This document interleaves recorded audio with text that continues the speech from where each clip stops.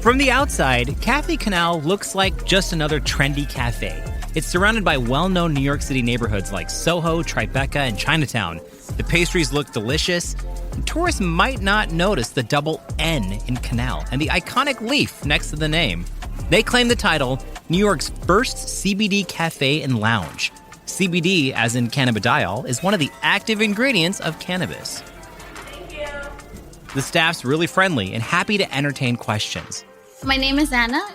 I'm a shift manager here, and I love working with CBD and cannabis. I love it. So you get a lot of variety of people who've already smoked, people who've never smoked before, people who want to try it for the first time, who are like baby new to CBD. Our baking section consists of brownies, and then we also have a blueberry dream crumble cake, which is fresh blueberries inside.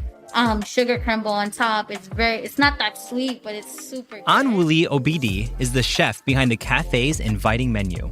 We wanted it to be kind of like a judgment-free, safe space for people that are curious about CBD or interested in CBD or even use it. We want people to be able to benefit from it without any stigma attached to it. Now, not everyone comes here for the weed. Some just want coffee, for real. Like Tony from Toronto, who steers clear of cannabis these days. The psychoactive effects started to kind of be a bit too much for me. It's almost like inside of you, your brain, there's a positive voice and a negative voice. Anytime I consume any type of THC or CBD or cannabis, it seems to just bring out gives the negative voice a microphone. Cannabis, many know it as marijuana, used to be associated with the counterculture movement of the 1960s. But when did it become so mainstream? Well, with more states legalizing it and a federal proposal to make it legal nationwide, more people are using it. But do they know what they're taking? And what about the claims about all its benefits or its risks? Isn't it harmful, addictive? How about instead of getting your information from your local barista, we find out what science has to say about cannabis? This is Nova Now, and to be blunt, this is your joint for rolling through the science behind the headlines. I'm Alok Patel.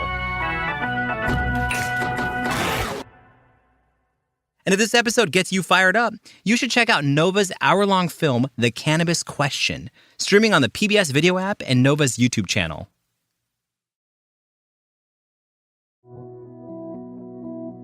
To set us straight on what exactly cannabis does to your brain and body, and what people are using cannabis for now, we have bi-coastal experts. I am Yasmin Hurd. I am the director of the Addiction Institute at Mount Sinai in New York. I am a neuroscientist. My name is Ziva Cooper, and I am the director of the UCLA Cannabis Research Initiative, and I'm also an associate professor in psychiatry and anesthesiology at UCLA. So let's start with some definitions. Cannabis came to be called marijuana partly to stir up anti-Mexican sentiment, and the name stuck. We're using its scientific name, which is now favored by many. Cannabis is the plant. There are many different cannabis strains of plants. The main strains you might have heard of are indica, sativa, and ruderalis. Cannabis comprises hundreds of different chemicals that can have various effects on the brain and the body. It has over 140 cannabinoids and other chemicals, including terpenes. Terpenes are what give a plant flavor and scent, and unique combinations of terpenes give each cannabis strain a different aroma. Cannabinoids, the name comes from cannabis, are little molecules that interact with an important system in our body, the endocannabinoid system. We have a natural cannabinoid receptors, and they're found in the brain and the body. What people may not know is that our bodies naturally produce their own cannabinoids that bind to receptors throughout our bodies and do a variety of things. So they mediate, for example, immune function, they mediate pain, they mediate anxiety. They're critical for regulating how the neurons speak to each other. They regulate the synapse over which transmitters cross from one cell to the next. And so they regulate practically every neurotransmitter system in the brain. So they have a very profound, broad effect on cognition in terms of memory, emotional regulation, motor activity. They are, really critical for all of these fundamental functions in our brain and in our bodies. This system is integral to the functioning of our bodies, so it's easy to understand why cannabis can affect us in so many different ways. And so when we hear about how cannabis might be therapeutic, it might be medicinal, it might be helpful for one of 700 indications, what is it that people are talking about?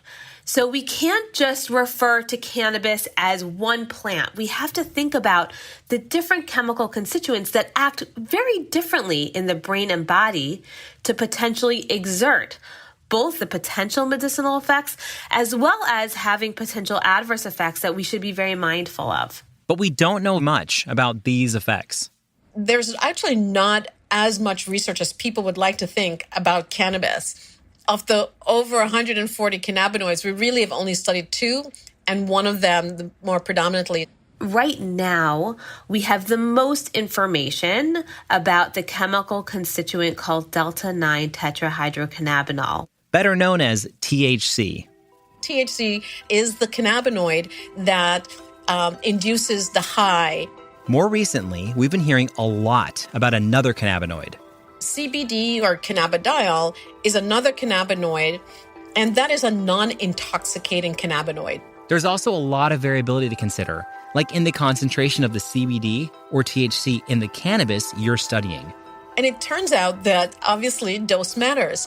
We don't see the same effects at higher doses, and also the ratio of THC to CBD makes an impact. So when people say we understand cannabis, we understand aspects of THC in a particular dose range, and we understand certain aspects of CBD.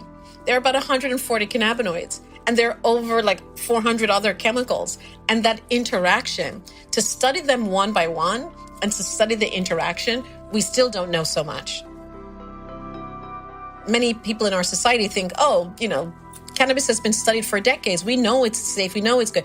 We actually have not studied cannabis for decades. Not in the level, at least, that we can make, concrete, evidence-based decisions that guide medicine. Ziva Cooper was a member of the National Academies of Sciences Committee on the Health Effects of Cannabis.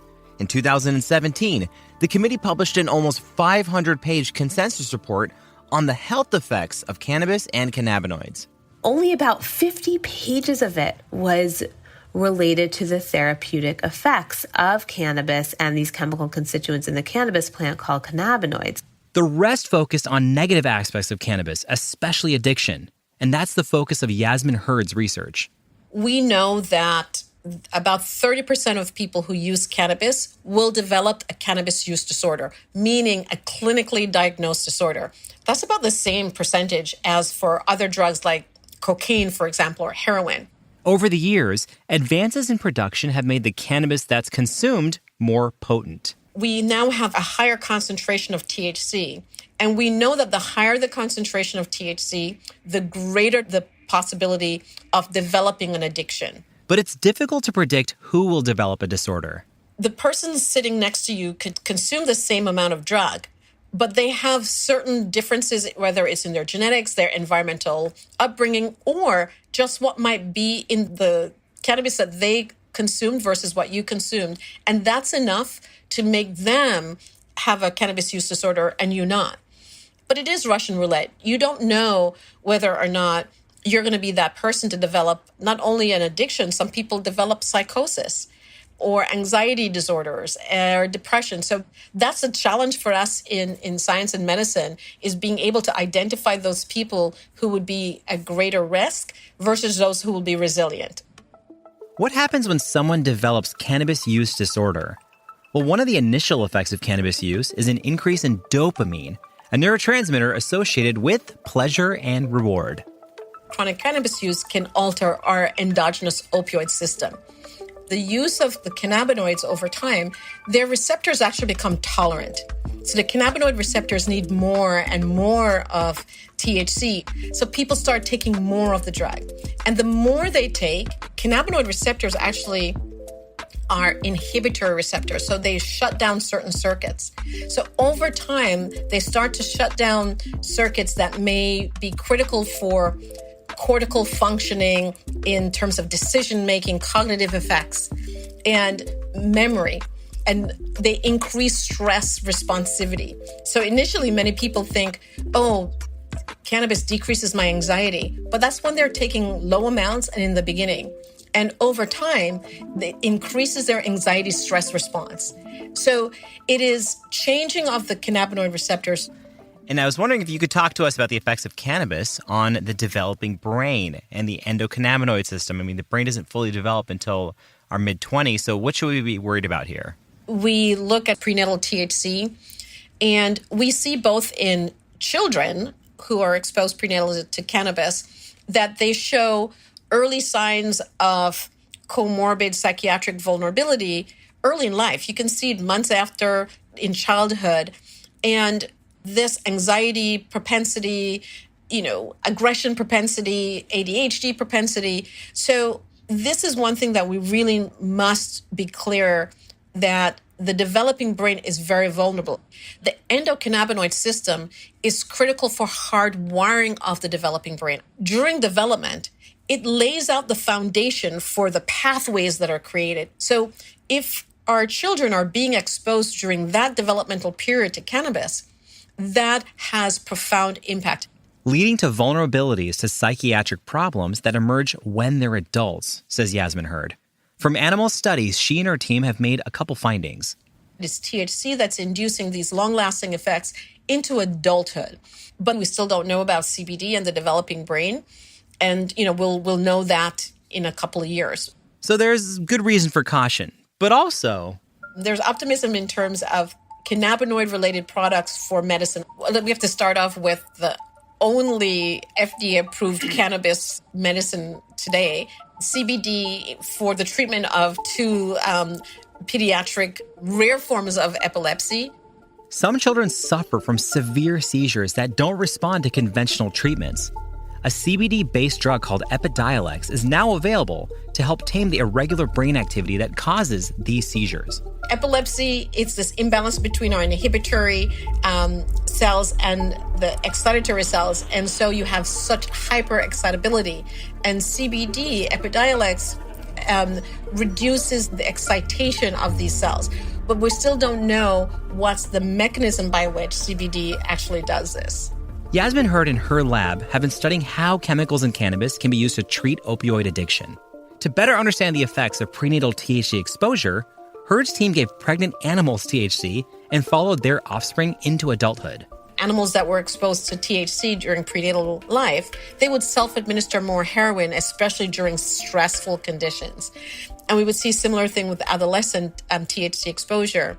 Hurd wondered if these effects extended to other cannabinoids, like CBD. We were surprised to find actually some of the opposite effects, that we were seeing that CBD actually reduced heroin-seeking behavior, at least in our animal models. Importantly, the thing that was fascinating is that in substance use disorders, many addiction, it's the environmental cues that trigger the craving and why people relapse. It's the stress that triggers the anxiety, and that's why they relapse. And what we saw in the animal model was that it was decreasing this environmental cue triggers. They're now extending this research to humans who suffer from opioid addiction. Yasmin Hurd's lab has been able to replicate these effects in small, placebo-controlled clinical studies. We could see that it was those people who had gotten the CBD where their craving was reduced. But importantly, we also saw that their anxiety was reduced. That's what it works on. And that's what we need in addiction treatment. We have a lot of substitution therapy, such as opioid agonists, such as methadone and buprenorphine, which are really important. But we don't really have medications that are targeting the thing that's why many people will relapse, namely the craving and the anxiety. I didn't know how CBD works, still don't. We're now back to looking at the mechanisms in this regard. I could Google any medical symptom. Literally, I've tried this. And there is someone out there on the internet who says that this CBD THC product will fix that specific treatment. How does that make you feel as a neuroscientist who is evidence-based? I'm scared. They're taking it lightly, that something that can have potential medicinal value, it's disturbing because there are a lot of bad actors out there now that are selling CBD products, THC products. But I understand that when people are desperate because they're suffering or their loved one is suffering, they want to try anything and everything. But it's going to come back to, rigorous clinical studies where we can understand what dose will be effective for certain disorders. But there's no medicine on this planet, even those that are considered these gold standards, that treats and cures everything, that doesn't have side effects. So unless clinicians are guided with that kind of information, they're not going to be able to help their patients. Can CBD or can cannabis help some people? Absolutely. Is there clinical trials to prove that it does for the majority of things out there? No. Not yet, at least. Not yet. If we're going to call this medicine and we want to make it medicine, let it go through the process as all other medicines. At the end of the day, I want people to be safe.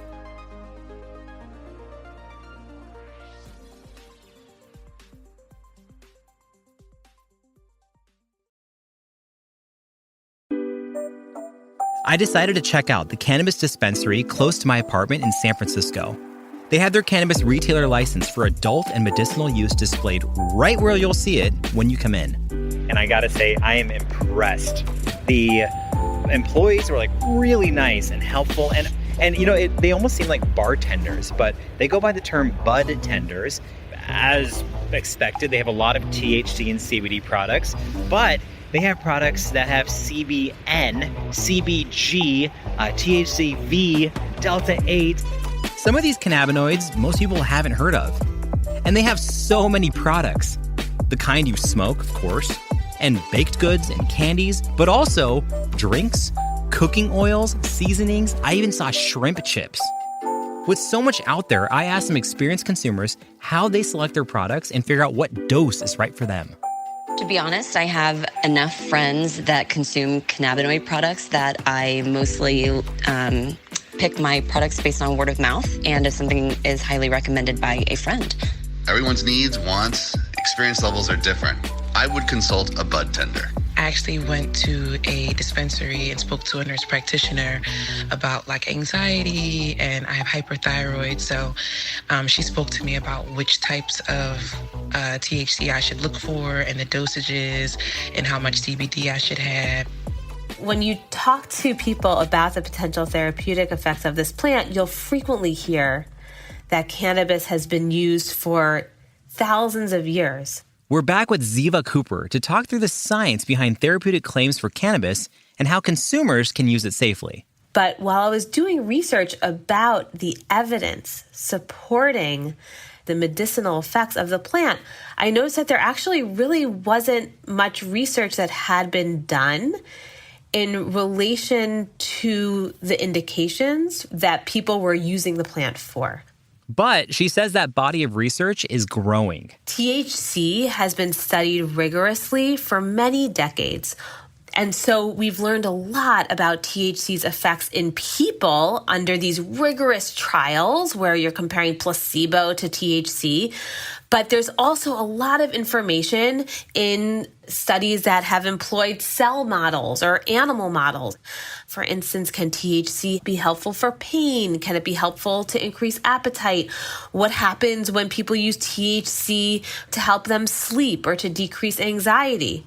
But we're also learning a lot about its effects in the brain and how different doses have different outcomes, how different effects can happen based off of how people use it, whether people are inhaling it or using it orally as a capsule, as a pill, or as a beverage. I think where science is kind of lagging behind right now is with all the different ways that people are starting to use this plant and products that are coming from the plant. For a lot of these different chemical constituents that people are using, we have very limited data to pull from to be able to understand what their effects are when given to people for different conditions or even when used for non-medical reasons. Many people turn to cannabis to treat pain. Ziva Cooper and her team investigated whether cannabis might help decrease dependence on opioids, which are used for pain relief. Work that was inspired by studies in animals. The work that I do is very preliminary work in humans. And we were curious to see, based off of what we know in animals, if THC in cannabis might be helpful in amplifying the pain-relieving effects of a very low dose of an opioid that isn't normally pain-relieving. And so we did this type of study in humans, and we found that cannabis with THC in it did in fact help to increase the pain-relieving effects of the opioids. In theory, you can have somebody who's on a very low dose of an opioid, a dose of an opioid that doesn't have adverse effects, and if you were to add THC to it, you'd get significant pain relief. What we're working on now is understanding how other components of the cannabis plant might also be pain relieving in place of opioids. She says that anxiety is one of the top 3 reasons why people report using cannabis. And there is evidence suggesting that CBD cannabidiol, the non-intoxicating component of the cannabis plant, might be helpful for some types of anxiety. And there's conflicting evidence for THC. As I'm sure you hear from anecdotal reports, some people who use cannabis with THC in it get really anxious, whereas other people find that it's actually quite helpful for their anxiety. So this is also a very promising area of research. It should be clear by now, when it comes to effects on the human body and brain, cannabis is really complicated. So where does that leave us in terms of regulation over all the cannabis products that are being offered in dispensaries and online?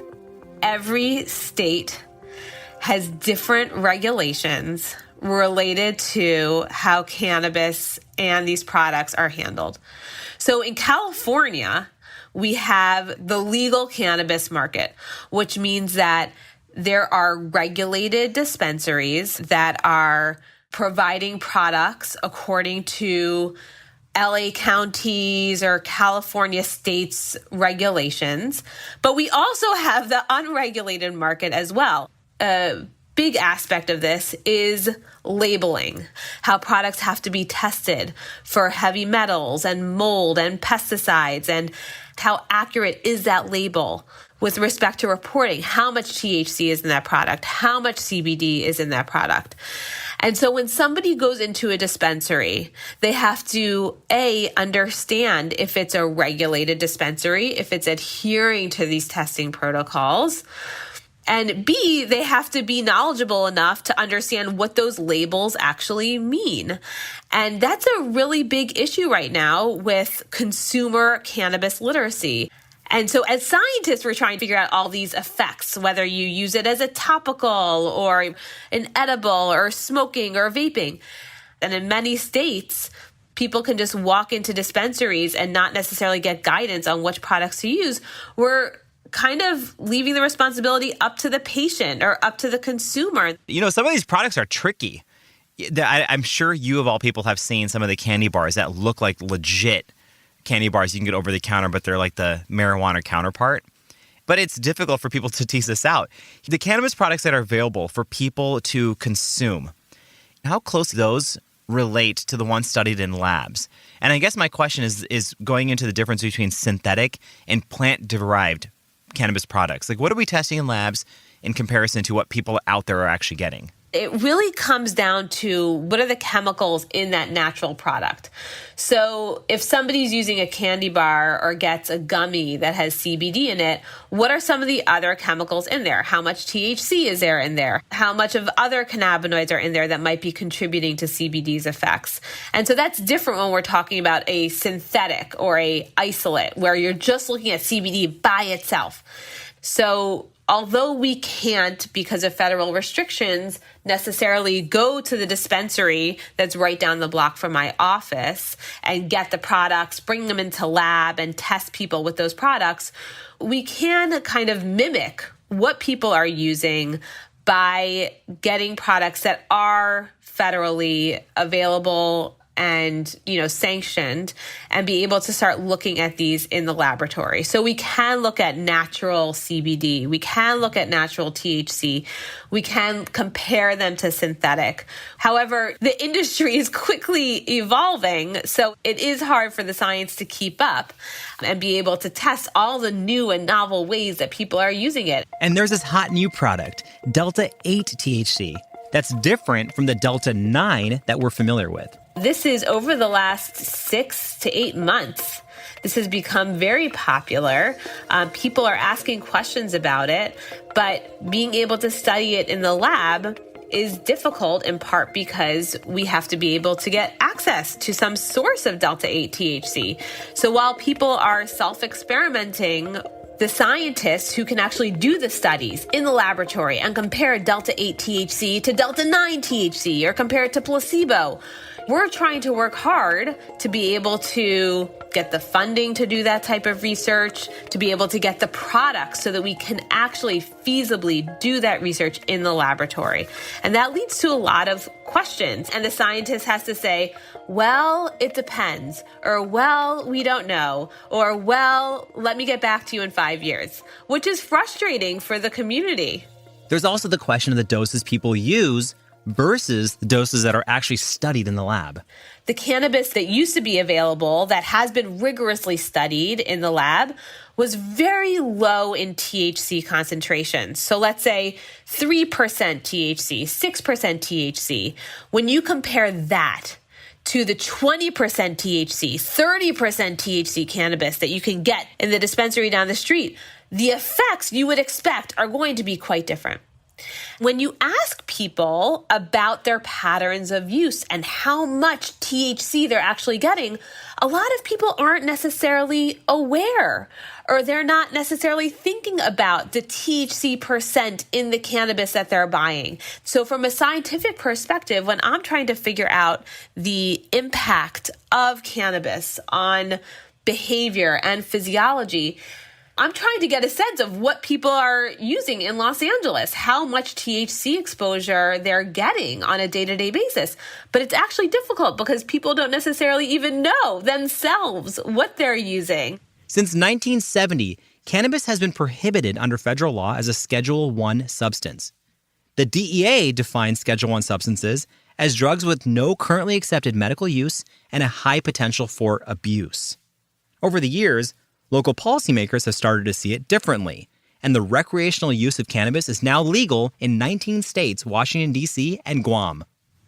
People are looking for all different alternative sources to help their lives. And so this is a brand new booming industry that is interesting. It was stigmatized for a long time. It was illegal for decades. And now it's kind of like the gates have opened. So a lot of people are very much intrigued by it.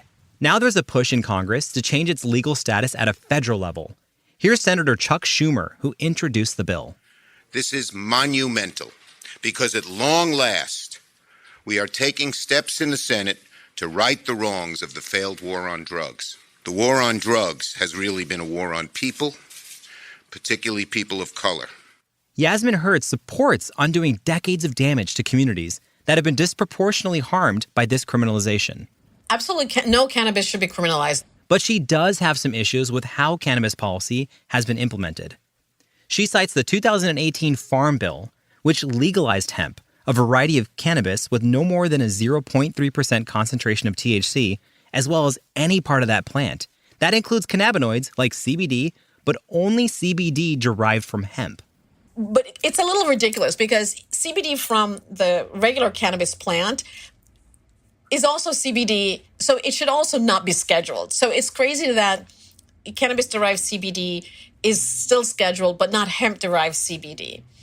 And we do need one federal policy, and they should let science dictate it. So the fact that Epidiolex has been now approved as a medicine already tells you that CBD should not be listed as, addictive. And so what's your biggest concern as we legalize it? My major concern is the aspect of dose.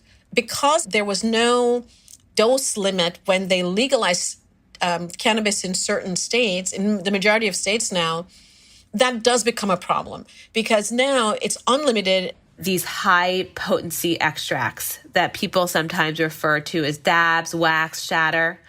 So when you go into dispensaries in many states, you can get these products that are almost 100% THC. We've come a far way from the plant itself. They have not been studied in the laboratory under rigorous procedures. And so people are using these very high potency products. So this is blowing out your cannabis receptors in your body and brain. Yasmin Hurd believes we can offer appropriate guidance on dosage without criminalizing those who use it. So I think that there's certain things that the federal government can still do to regulate aspects of dose within a frame that, you know, people want to do for recreational use, but it limits the psychiatric vulnerability and the health risks that we see that comes with the higher doses of THC. Chemistry's chemistry. Come on, federal government.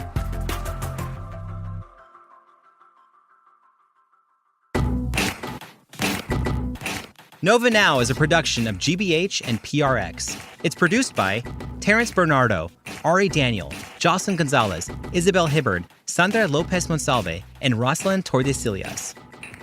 Julia Court and Chris Schmidt are the co-executive producers of Nova. Suki Bennett is senior digital editor. Christina Monin is associate researcher. Robin Kazmer is science editor. Robert Boyd is digital associate producer. And Devin Robbins is managing producer of podcasts at GBH. Our theme music is by the DJ who keeps the energy high and smokes all competition. That's DJ Kid Koala. I'm Alok Patel. We'll be back in 2 weeks, which is more than enough time for you to look up all the different cannabinoids out there. Yeah, there's CBD and THC, but there's also CBCVA, CBLA, CBDC1, CBNC4, Delta-8 THCA, Delta-9 THC, Delta-9 THCVA, OTHC. There's even 3,4,5,6 tetrahydro 7-hydroxy alpha-alpha 2-trimethyl 9-N-propyl 2,6-methano 2H1 benzoxacin 5-methanol. Say that 3 times fast. If you want to learn even more about the science behind cannabis, which I know you do, watch Nova's The Cannabis Question. The film's streaming now on the PBS Video app and Nova's YouTube channel. GBH.